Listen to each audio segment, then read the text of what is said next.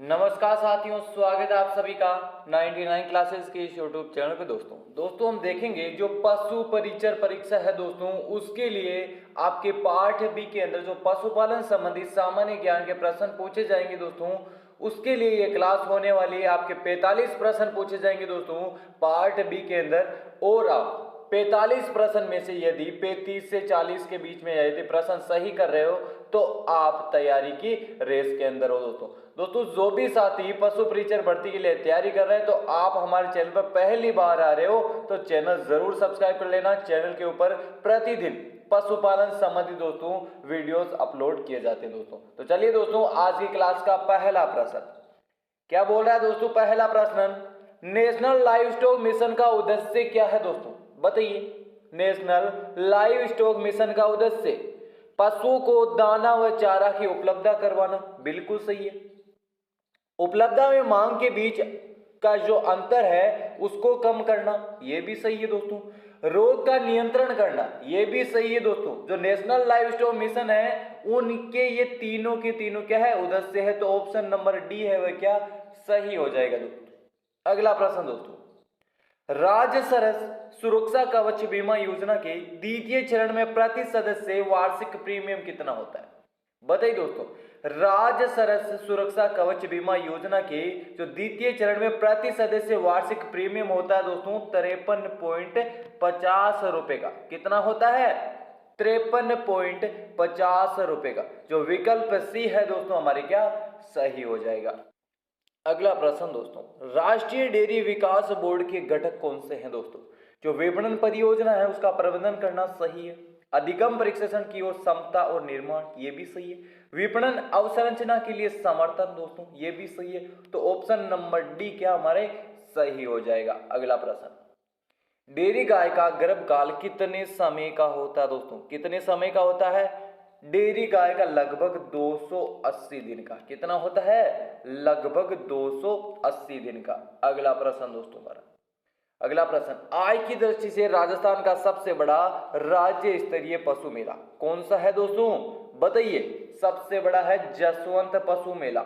Option number B क्या सही हो जाएगा। अगला प्रश्न, किस पशु के दूध में इंसुलिन की मात्रा ज्यादा होती है, बताइए दोस्तों। किसके होती है, ऊंटनी के। किसके होती है, ऊंटनी के। Option number C. अगला प्रश्न, बुनियादी पशुपालन सांख्यिकी 2020 के अनुसार भारत का पोल्ट्री मांस उत्पादन कितना रहा था। कितना रहा था, 4.34 मिलियन टन। कितना रहा था, 4.34 मिलियन टन। अगला प्रश्न दोस्तों, विपणन के प्रकार। विपणन के प्रकार है दोस्तों B2B और B2C। ऑप्शन नंबर सी क्या हमारे सही हो जाएगा। अगला, वर्तमान में राजस्थान में सबसे कम पशु घनत्व वाला जिला कौन सा है दोस्तों।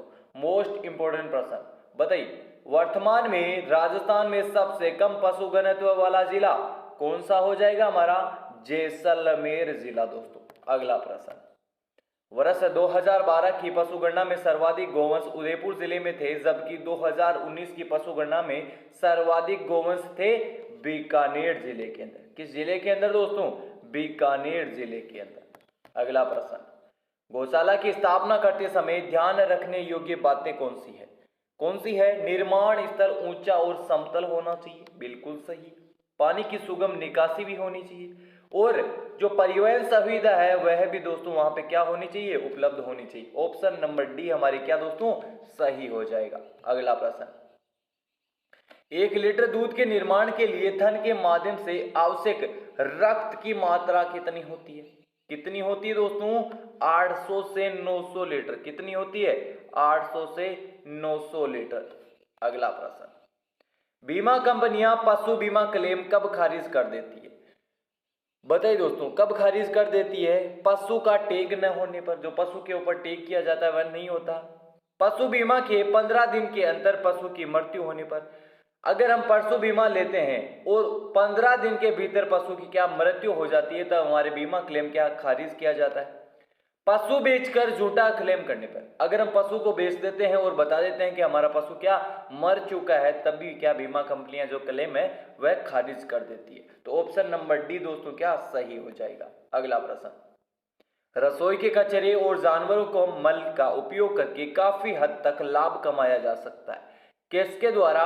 बायोमेस, जो बायोगैस है दोस्तों, उसका उत्पादन करके। कैसे? जो रसोई का कचरा होता है, जानवरों का मल होता है, उसको एक डिग्गी के अंदर रखे क्या क्या उत्पादन कर सकते हैं हम उसका? बायोगैस। अगला प्रश्न, पशु खरीदते समय पशु विक्रेताओं द्वारा की जाने वाली धोखाधड़ी में शामिल क्या है?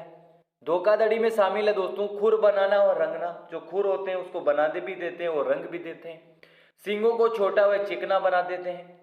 गर्भाशय और योनि भ्रंश वाले पशु भी क्या बेच देते हैं। इन सभी को दोस्तों क्या धोखाधड़ी में शामिल किया गया है। ऑप्शन नंबर डी है दोस्तों क्या सही हो जाएगा। अगला प्रश्न, प्लास्टिक के कचरे से पशु पर पड़ने वाले प्रभावों में शामिल कौन सा है? बताइए दोस्तों क्या शामिल है? पाचन क्रिया प्रभावित होती है, बिल्कुल सही है। दूध उत्पादन के अंदर क्या कमी आती है, सही है।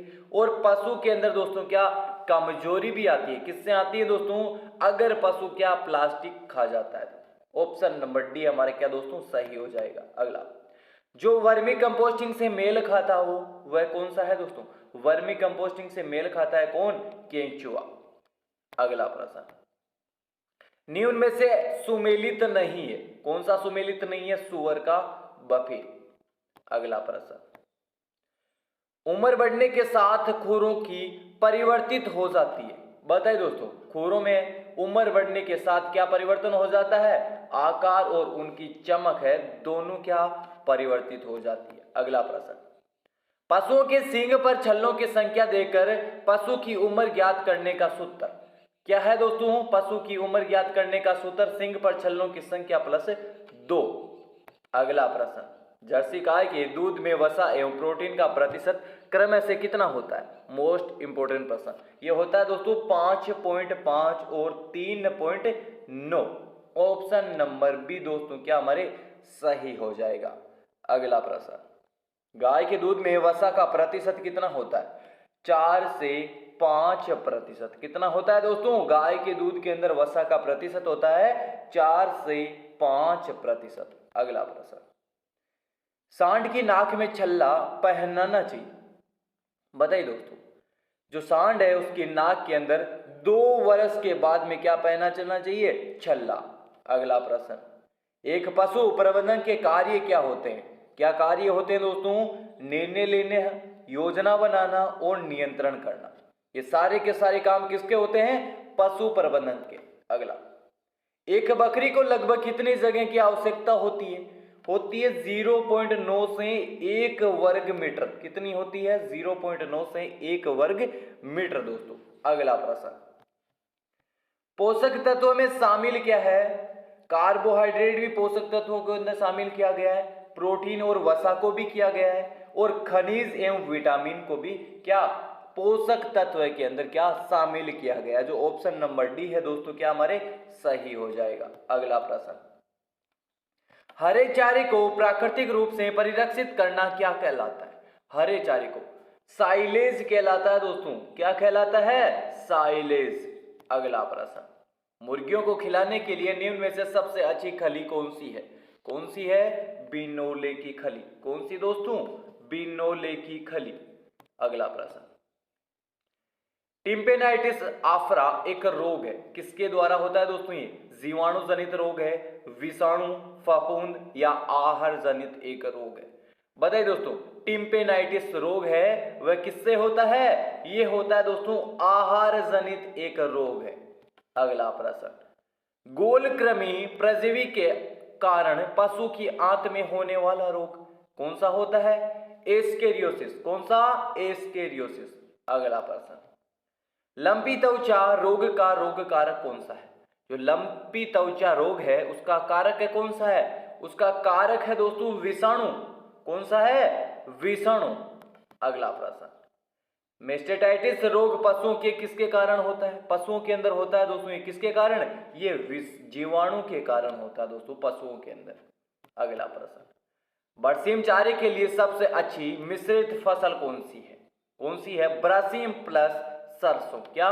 बरसीम प्लस सरसों। अगला प्रश्न, वह आहार जिसमें पशु की समस्त आवश्यकताओं की पूर्ति करने तथा उसे स्वस्थ रखने के लिए आवश्यक तत्व समुचित अनुपात उचित मात्रा में हो, उनको क्या कहते हैं? उनको दोस्तों संतुलित आहार कहा जाता है। क्या कहा जाता है? संतुलित आहार। अगला प्रश्न, मशीन द्वारा दुग्ध दोहन विधि का लाभ है। क्या लाभ है दोस्तों? स्वच्छ दूध उत्पादन करना, बिल्कुल सही है। कम श्रमिकों की क्या आवश्यकता होती है और अधिक दूध देने वाले पशुओं में दुग्ध दोहन क्या आसानी से हो जाता है। इसीलिए दोस्तों मशीन द्वारा जो दुग्ध दोहन विधि है उसके जो लाभ है ऑप्शन नंबर डी। अगला प्रश्न, गाय के दूध में दूध का अपेक्षित घनत्व कितना होता है? ये होता है दोस्तों 1.028। कितना होता है अपेक्षित घनत्व दूध का? 1.028। अगला प्रश्न, दूध के गंदे बर्तनों में सबसे पहले रहने वाला जीव कौन सा है दोस्तों? कौन सा जीव है दोस्तों? बताइए कौन सा ऑप्शन सही हो जाएगा? ऑप्शन नंबर पहला, स्ट्रेप्टोकोकस लैक्टिटस। अगला, बड़ा आकार, ऊंचा कद, रोमन नाक, बड़े लटके कान व पीछे घने बाल वाली बकरी की नस्ल। मोस्ट इंपोर्टेंट प्रश्न, 101% आपके एग्जाम के अंदर इस प्रश्न को क्या पूछा जाएगा, रट लीजिए दोस्तों इसको। कौन सी है नस्ल? है दोस्तों जमुनापारी। अगला प्रश्न, बिट्टल नस्ल किसकी है दोस्तों? बिट्टल नस्ल है बकरी की। किसकी है? बकरी की नस्ल है बिट्टल। अगला प्रश्न, बकरी के लिए कृत्रिम गर्भाधान विधि कौन सी है? बकरी के लिए कृत्रिम गर्भाधान विधि कौन सी हो जाएगी दोस्तों? रेक्टोवेजाई। ऑप्शन नंबर ए हमारी क्या दोस्तों सही हो जाएगा। गाय में मुख्य रूप से बांझपन किसकी विटामिन की कमी से आता है? बताइए दोस्तों, जो गाय के अंदर बांझपन आता है किस विटामिन की कमी से आता है? ये विटामिन ई की कमी से आता है दोस्तों। किसकी कमी से आता है?